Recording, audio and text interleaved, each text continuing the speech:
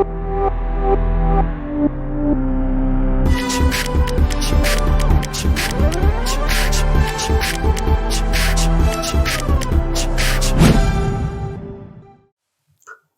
everyone, welcome back. Let's continue with coordinate geometry. Coordinate geometry में we are dealing with 3-point system. 3-point system में आपके पास 3 point होंगे. सबसे पहले हमने कोलिनियरिटी देखा. सेकंड, जब ट्राइंगल बनेगा तो ट्राइंगल का एरिया देख लिया. अब एरिया ऑफ ट्राइंगल के बाद नेक्स्ट कॉन्सेप्ट आता है सेंटर्स ऑफ ट्राइंगल. ट्राइंगल के सेंटर्स. सेंटर तो सर्कल का हुआ करता था, ट्राइंगल का सेंटर कैसे हुआ? एक्चुअली हर डायग्राम का कोई ना कोई सेंटर होता है. Geometrical centre, optical centre, centroid, circumcentre, बहुत सारी तरह के सेंटर होते हैं. तो इसलिए what we are going to do is we are going to find them one by one. सबसे पहले होते कौन कौन से देखोगे तो there is centroid, then there is ortho center, then there is circum center, and then there is in center, and then there is X center. This is called centroid.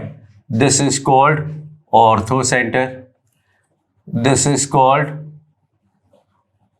circum center.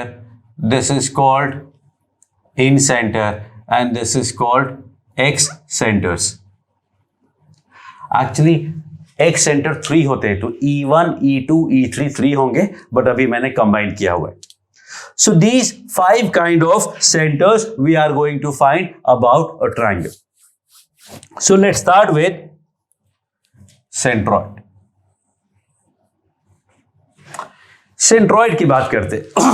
Centroid लगभग सबको पता है, बहुत basic idea है कि centroid is point of intersection of medians.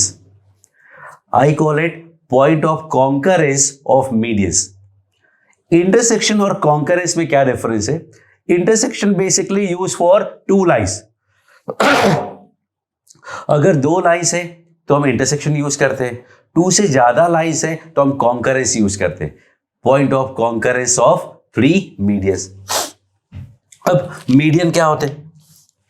तो first I will write the definition. Point of concurrence of medians. अब medians क्या होते हैं? Medians होते हैं, again think of it, what is median? Median is a line through vertex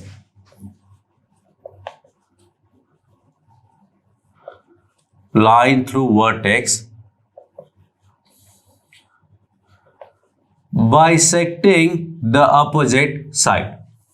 A line through vertex bisecting the opposite side is called median. बिल्कुल इतना simple सा concept है, सिंपल सा आइडिया है that you have to remember. So let me draw a triangle. This point is A, x1, y1. This point let us take B, x2, y2. This point let us take x3, y3. Now, first we have to find the median and then we are going to find the centroid. Median के बारे में क्या बोला मैंने कि median is basically line through vertex bisecting the opposite side. लगभग यहां से जाएगा. So this will be your median number 1. B से जो मीडियन होगा वो लगभग यहां से जाएगा और सी से जो मीडियन होगा वो लगभग यहां से जाएगा. अब ए के सामने जो पॉइंट है उसको डी बोल देते हैं, बी के सामने ई बोल देते हैं और सी के सामने एफ बोल देते हैं. These are some standard notation, हमेशा हमें फॉलो करना चाहिए. अब ये जो पॉइंट ऑफ कॉन्करेंस है that will be called centroid, that is G. पहली बात तो ये कि तीनों के तीनों लाइन कॉन्करेंट होंगे, ये पक्की बात है. इसका डेरिवेशंस हम लोग वेक्टर में देखेंगे. वेक्टर में I am going to derive this कि ये कैसे कॉन्करेंस होने का कंडीशन है. How can you prove that कि this is this 3 medians are concurrent. बाद में ऑर्थो सेंटर में आएगा अल्टीट्यूड्स 3, वो भी कॉन्करेंट होते हैं। परपेंडिकुलर बाइसेक्टर वो भी कॉन्करेंट होते हैं। एंगुलर बाइसेक्टर वो भी कॉन्करेंट होते हैं। एक इंटरनल 2 एक्सटर्नल वो भी कॉन्करेंट होते हैं। सो वो सब डिस्कस करेंगे अभी। So one thing is sure कि दे विल बी कॉन्करेंट, और जहां पे कॉन्करेंस होगा that point is called centroid. Centroid को जी से क्यों डिनोट करते हैं? सेंट्रॉइड को जी से डिनोट करते हैं because it is actually like centre of gravity. Centre of gravity है अगर, तो वी कॉल इट सेंट्रॉइड। तो इसका मतलब हुआ कि अगर जी पे एक पिन लगा करके आप ट्रायंगल रख दोगे ऊपर, तो it will be balance, it will not fall down, क्योंकि सेंटर ऑफ ग्रेविटी पे अगर आपने रख दिया तो ये मूवमेंट इसका नहीं होगा, that will be a balance triangle. अब एक क्वेश्चन है, फिजिक्स आपने पढ़ा हुआ है, सेंटर ऑफ ग्रेविटी होता है ये या सेंटर ऑफ मास होता है? ये जो बिल्कुल सेंटर में आएगा ये सेंटर ऑफ मास होगा या सेंटर ऑफ ग्रेविटी होगा? तो पॉज कर लें, सोच लें, बिकॉज दोनों चीजें अलग अलग है। सेंटर ऑफ मास और सेंटर ऑफ ग्रेविटी ये दोनों डिफरेंट चीजें होती। तो एक्चुअली में तो ये सेंटर ऑफ मास होता है, लेकिन यूनिफॉर्म ग्रेविटेशनल फील्ड की बात करेंगे तो that same becomes centre of gravity also. और अपन कोई 10-20 किलोमीटर का तो ट्रायंगल लेने वाले हैं नहीं, तो सेंटर ऑफ ग्रेविटेशनल पुल को वी कैन अज्यूम कि they are equal everywhere, and so we call it center of gravity also. तो center of gravity की वजह से इसको हम G डिनोट करते हैं। खैर that is not very important, बहुत कोई रेलेवेंस नहीं है, कहीं पूछा नहीं जाएगा, just to remember कि हाँ वो क्या था, अरे हाँ वो तो center of gravity होता है। अब इसका यूज कैसे करने वाले हैं that I am going to tell you। तो इसका मतलब हुआ कि एक वेक्टर लेते हैं GA, एक वेक्टर लेते हैं GB और एक वेक्टर लेते हैं GC। तो अगर G उसका सेंट्रॉइड है, मतलब सेंटर है एक्चुअल वाला, तो इसका मतलब होता है कि इन तीनों को ऐड करोगे तो इफेक्टिव वहां पे जो फोर्स आएगा वो 0 होगा। So this is how we are going to use this concept of center of gravity और center of mass, कि उस पॉइंट पे जो भी फोर्सेस लगने वाले हैं उन सारे फोर्सेस का इफेक्टिव सम 0 होगा। ओके, बाकी और भी बहुत सारे यूजेस हैं, एप्लीकेशंस हैं, वो धीरे धीरे आते रहेंगे and we will keep on solving them. फिलहाल let's continue with coordinate geometry. तो कोऑर्डिनेट ज्योमेट्री में अगर ये x1 y1 है, ये x2 y2 है, ये x3 y3 है और d मिड पॉइंट है, d अगर मिड पॉइंट है तो मिड पॉइंट का फॉर्मूला क्या होता है? x1 plus y1 by 2, x2 plus y2 by 2। यहां क्या हो जाएगा? x2 plus x3 by 2 comma y2 plus y3 by 2। This will be x2 plus x3 by 2 and y2 plus y3 by 2.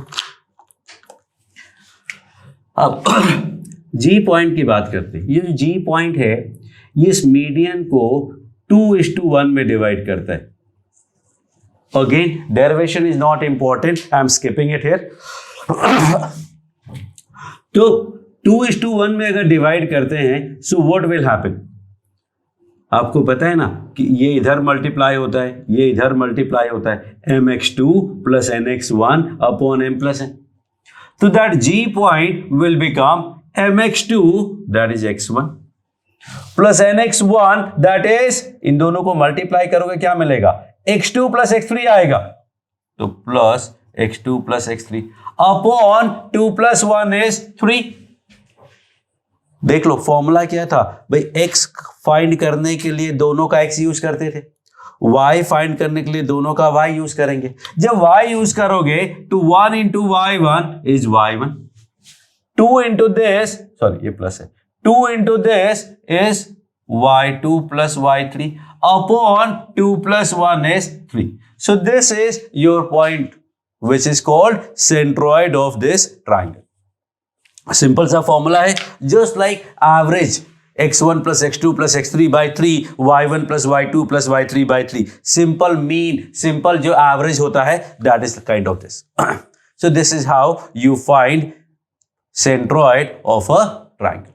बहुत ही simple सा concept है, तीनों point पता हो and we can directly find that centroid of the triangle. सब चारों में पांचों में जो भी है सबसे सिंपल यही होता है. तो और आपको पहले से पता भी है, nothing very special about it. लेकिन there are some things which are actually special, which are one median, second median and third median. A, B, C. You have to remember कि ये 1:1 होता है, ये भी 1:1 होता है, ये भी 1:1 होता है, मिड पॉइंट्स है. और ये जो सेंट्रॉइड है वो मीडियंस को 2:1, 2:1, 2:1 में डिवाइड करता है. ये मैंने AD से कैलकुलेट किया.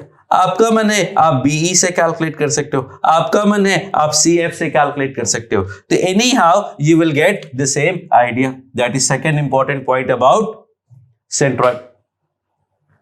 क्वेश्चन तो हमने फाइंड किया ही नहीं अभी तक, so let's solve some question. So write down.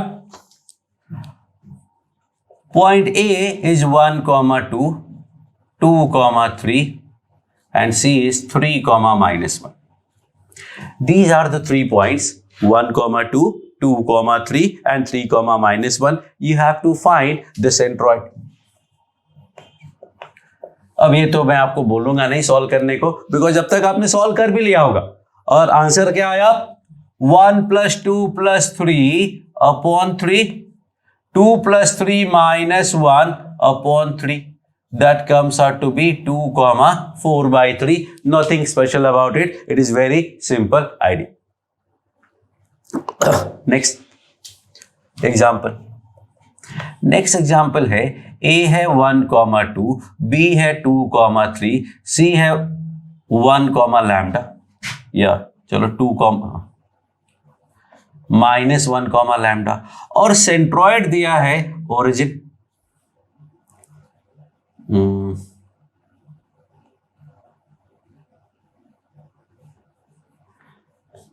Centroid दिया हुआ है, let me change this, lambda, centroid दिया हुआ है ओरिजिन.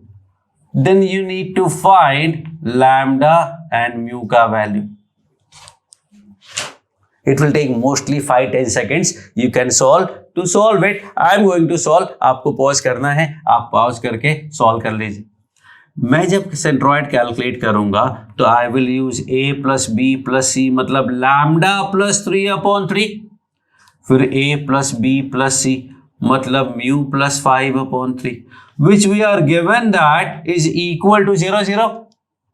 So लैम्डा का वैल्यू कैलकुलेट करेंगे तो -3 आएगा, म्यू का वैल्यू कैलकुलेट करोगे तो -5 आ जाएगा. So the third point is -3, -5.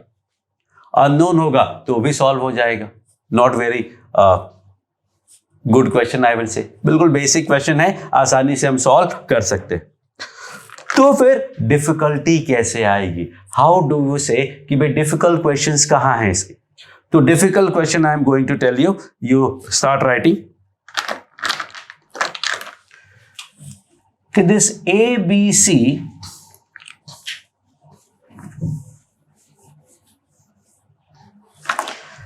ABC are midpoints of sides of triangle PQR. Find centroid of triangle PQR and area of triangle PQR. So you need to find centroid of the bigger triangle as well as area of the bigger triangle. So before you start, let me give you some idea कि कोई एक triangle है PQR, उसके mid points हैं A, B और सी। वैसे तो मैंने ऑर्डर में रखा है, पी के सामने ए, फर्स्ट के आगे फर्स्ट, सेकंड के आगे सेकंड, थर्ड के आगे थर्ड, पी के आगे फर्स्ट, क्यू के आगे बी और आर के आगे C, but not very important in this case, आप कुछ भी लेंगे चलेगा। तो ये जो छोटा वाला ट्राइंगल है इसके वर्टेक्स आपको गिवन है। आपको इसका सेंट्रॉइड फाइंड करना हो तो बहुत आसान है, बट आपको सेंट्रॉइड फाइंड करना है ट्राइंगल पी क्यू और आर का। ट्राइंगल पी क्यू आर का centroid how do we find? So take your time and solve this question. I am going to solve this question by 2-3 methods, but first you have to try. तो अब तक आपने solve किया होगा question, and now I am going to solve this question. Answer की अगर मैं बात करूं तो आंसर तो I can write in less than 5 seconds. कैसे? 1 + 2 + 3/3 that is 2, 2 + 3 - 1/3 that is 4/3 हो गया। But the problem is, problem क्या? अच्छी बात यह है कि ये ट्राइंगल का सेंट्रॉइड और ये ट्राइंगल का सेंट्रॉइड सेम होता है, काम खत्म, दैट्स इट। लेकिन इसका जो मेथड है डिटेल लेंथी वाला method, that I am going to discuss here because that is actually useful. तो I will be doing some things which are actually देखने में इंपॉर्टेंट नहीं लगेगा बट आपके लिए इंपॉर्टेंट होगा, और कुछ चीजें, कुछ डेरिवेशंस मैं स्किप करूंगा जो कि एक्चुअली में इंपॉर्टेंट नहीं है। तो अलग अलग टाइम पे अलग अलग चीजों का जो इंपॉर्टेंस है वो आपको बताया जाएगा। सो व्हाट आई से कि भाई अगर आपको ये तीनों पॉइंट्स गिवन हैं, ये गिवन है 1, 2, ये गिवन है 2, 3, ये गिवन है 3, -1। अब ये जो पी क्यू आर है इसका क्या करें? सो फर्स्ट थॉट क्या होता है कि हम इसे फाइंड कर लेते हैं, x1 y1, x2 y2 और x3 y3, ये तीनों फाइंड कर लेते हैं और फिर सेंट्रॉइड मिल जाएगा। अब इसको फाइंड कैसे करें? तो जब फाइंड करते हैं तो हमें पता चलता है कि ये पॉइंट एक्चुअली में इन दोनों का मिड पॉइंट है। तो x1 + x3/2 y1 + y3/2 होगा, ये इन दोनों का मिड पॉइंट है। So this will be same as x2 + x3/2 and y2 + y3/2, and this is midpoint of these two, so that will be x1 + x2/2 y1 + y2/2। यहां से x1 + x2 का value क्या मिला? 2 3s are 6, क्योंकि x coordinate के equal होगा, y coordinate के equal होगा, और y1 + y2 क्या मिलेगा? 2 × -1 that is -2। यहां देखते हैं x2 + x3 will be 2 1s are 2, y2 + y3 का वैल्यू सोच लो, x3 + x1 का वैल्यू सोच लो, और y1 + y3 का वैल्यू सोच लो। y2 + y3 का वैल्यू आएगा 2 2s are 4, x1 + x3 का वैल्यू आएगा 2 2s are 4, और y1 + y3 का वैल्यू आएगा 3 2s are 6। So now we have 6 equation and 6 unknown, solve कर लो, आंसर आ गया। But the idea is कि 6 equation 6 unknown is a very difficult work, लेकिन यहां इतना भी डिफिकल्ट नहीं होता है। एक पर्टिकुलर सिस्टम है वो फॉलो करेंगे तो you will solve like this. सबको ऐड कर दो, सबको ऐड करोगे तो देखो x1 2 बार आएगा, x2 2 बार आएगा, x3 2 बार आएगा। तो आई कैन से कि x1 + x2 + x3 = 12। 2 से कैंसिल किया तो 6 आ गया, खत्म। देखना, इसमें से फर्स्ट वाला सब्ट्रैक्ट करोगे तो क्या मिलेगा? This minus first, x3 = 0। इसमें से सेकंड सब्ट्रैक्ट करोगे तो क्या मिलेगा? x1 = 4, क्योंकि x2 और x3 कैंसिल हो जाएंगे, और ये सब्ट्रैक्ट करोगे तो क्या मिलेगा? x2 = 6 - 4 that is 2। खत्म। Similarly we can find y also. आप लोग खुद से ट्राई करें, मैं भी लिखता हूं y1 + y2 + y3 2 times = 8। 2 से कैंसिल किया तो 4 आ गया। सो फर्स्ट वाला सब्ट्रैक्ट करेंगे तो y3 का वैल्यू आ जाएगा 4 माइनस माइनस 2 is 6। सेकेंड वाला सब्ट्रैक्ट करेंगे तो y1 का वैल्यू आ जाएगा 0, और ये सब्ट्रैक्ट करेंगे तो y2 का वैल्यू आ जाएगा -2। तीनों पॉइंट मिल गए। तो points are actually, what are the points? The points are x1 y1 मतलब 4, 0, x2 y2 मतलब 2, -2 and x3 y3 that is 0, 6। Now tell me what would be the centroid? x1 plus x2 plus x3 by 3, 4 plus 2 6, 6 by 3 that is 2। y खुद check कर लो, y1 plus y2 plus y3 by 3, 0 plus 6 plus -2, 0 6 minus 2 will be -4 to sorry 0 6 minus 2 is 4, so that comes out to be 4 by 3। so idea is कि अंदर वाले triangle का और बाहर वाले triangle का centroid will not change. Second point, तो पहले इसको मैं थोड़ा जनरल करके आपको कॉन्सेप्ट समझा देता हूं, उसके बाद मैं एरिया पे जाता हूं। सो द आइडिया इज कि you can take it as third point. पहला पॉइंट क्या था? GA vector plus GB vector plus GC vector 0 था, 0 वेक्टर था। सेकेंड पॉइंट क्या था? कि वो रेशियो था 1:2, 1:2, 1:2, 1:1, 1:1, 1:1। द थर्ड पॉइंट इज कि अगर कोई ट्राइंगल है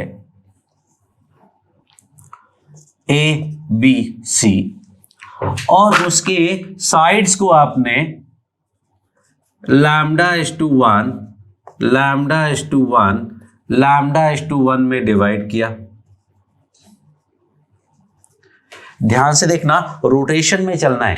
अगर 2:3 ऐसा है तो ऐसे 2:3, 2:3, 2:3। अगर ऐसा चलोगे 2:3 तो 2:3 तो 2:3 करना पड़ेगा। तो ये वाले ट्राइंगल को मैं P लिख देता हूं, Q लिख देता हूं, R लिख देता हूं।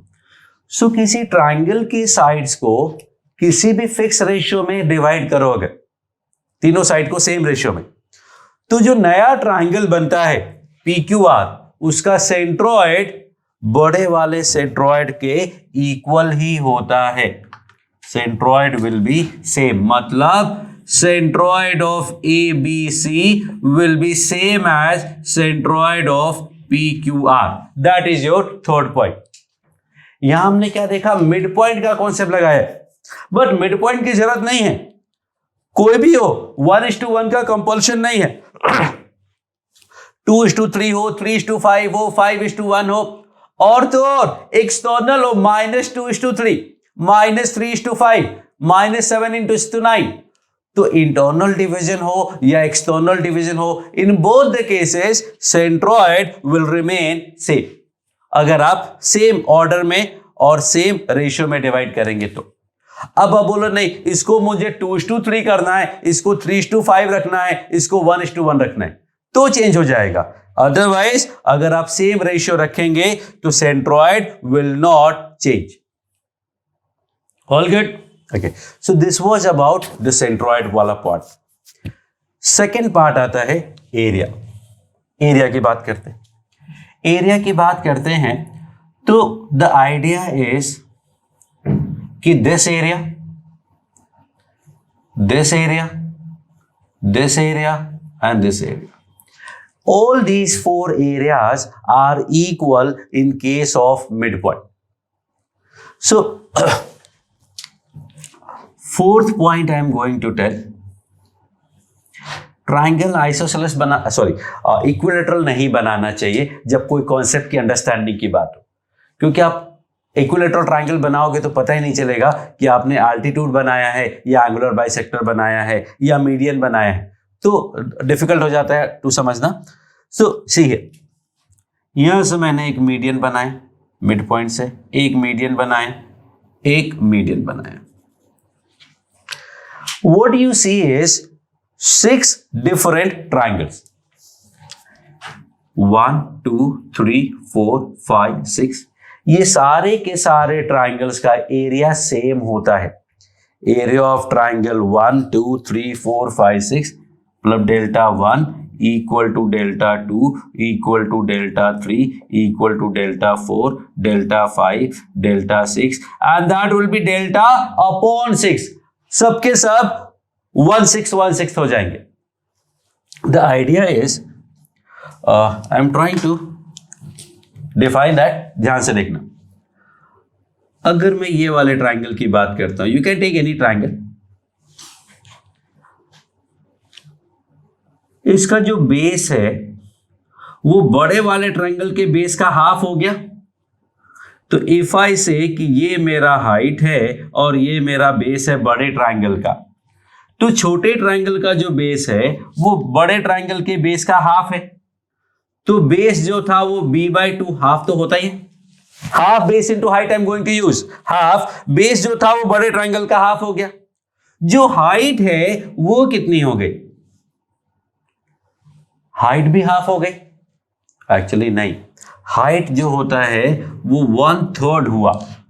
कैसे? सोचो. This part is 2:1.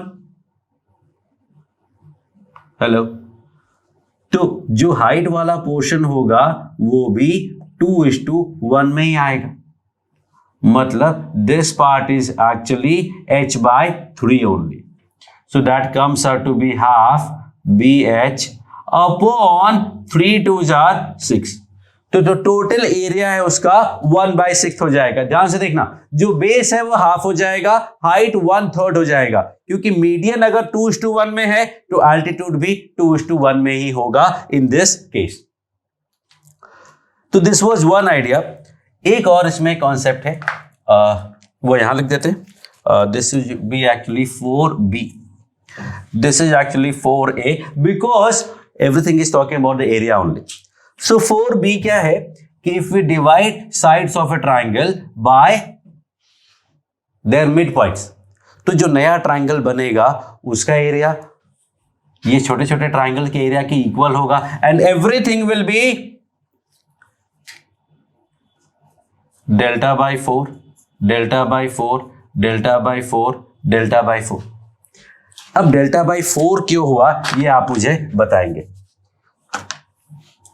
ये ट्राइंगल का जो बेस है वो पूरे बेस का हाफ है.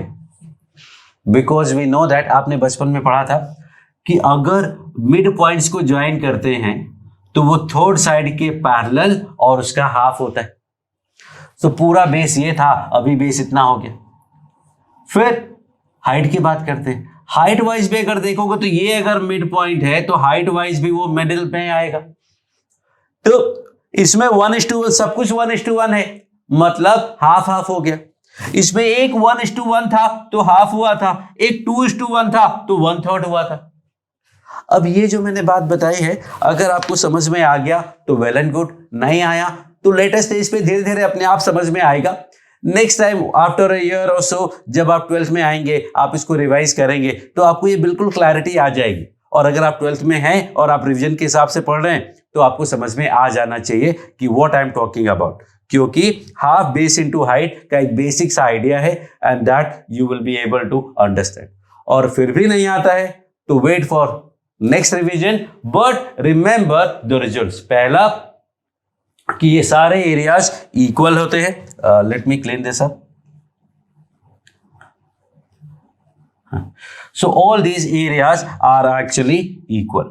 1 2 3 4 5 6 ये सारे के सारे एरिया इक्वल होंगे और यहां पे भी ये सारे के सारे एरियाज इक्वल होंगे. So that is about area of triangle और centroid of triangle. What else can we do? 1 point हो गया, सेकेंड पॉइंट हो गया, थर्ड हो गया और 4A एंड 4B.